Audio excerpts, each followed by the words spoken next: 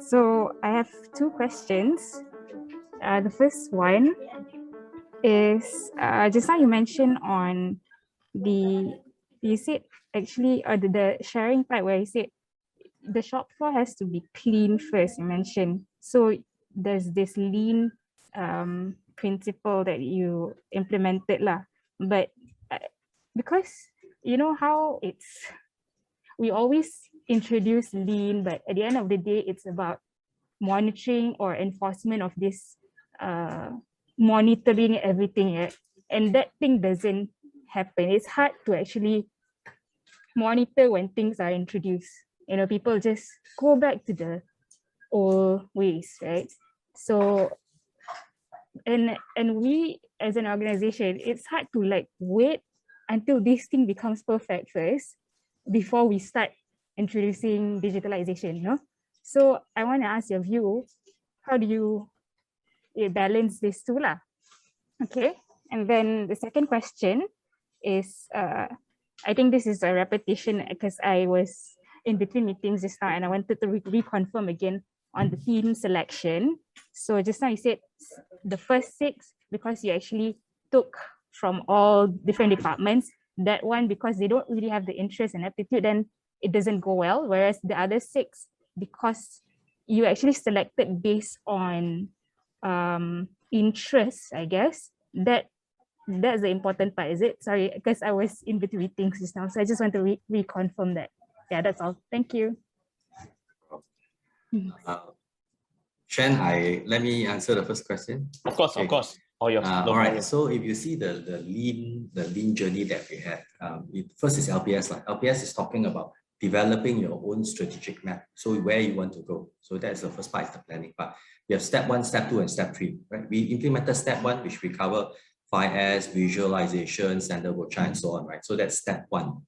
That normally works because it's top down. Remember, I said top down. So a little bit of policing will do. Of course, when I say clean, I don't actually mean clean. Following the 5S rule, you know, everything that you need to use daily must be within the 3-meter scope, you know. Everything that you use weekly, it will be in the next one, and then there'll be the raised spot zone and so on. So, you know, in that manner, tidy. But what to make it sustainable, like I think we feel the same as you, making and forcing them to be able to remember and do it every day is not easy.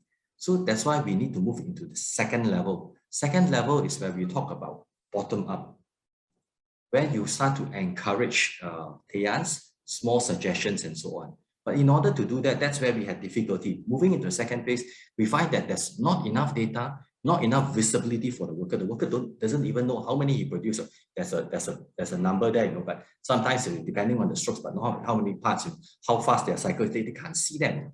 So you're asking a person to run, but you're asking the person to run at 10 kilometers per hour, but you don't tell him what is his speed now. There's no way for him to improve. So I think I did put in its visibility. Visibility is important for both shop floor decision making. Operational shop floor decision making is not only for us, it's also for the worker. Sometimes as being a human being, I'm never consistent. I may in the morning be a little bit faster, you know, towards the afternoon, a bit tired, you know, I slow down a bit, but I'm able to see where I am going. I am able to see where I am, and hence I am able to make corrections on my own.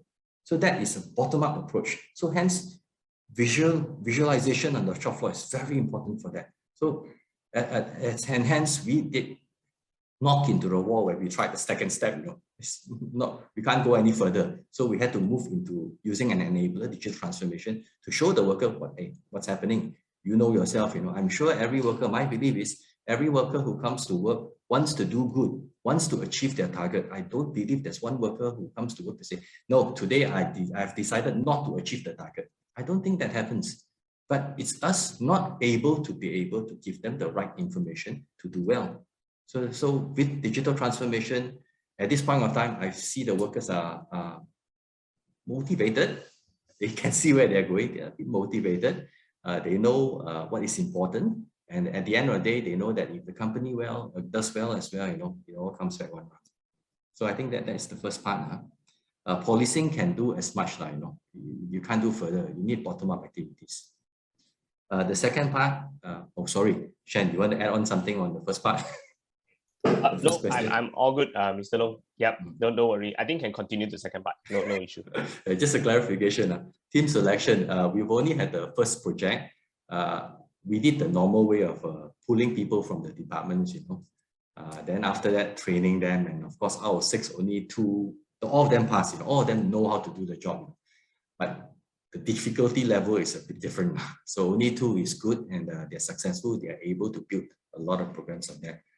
Moving forward, we haven't tested yet, but we believe besides selecting them from the relevant department, you can't select from someone from another place, a relevant department, we also need to test their interests and their attitude. We actually have already embarked on selecting the next team.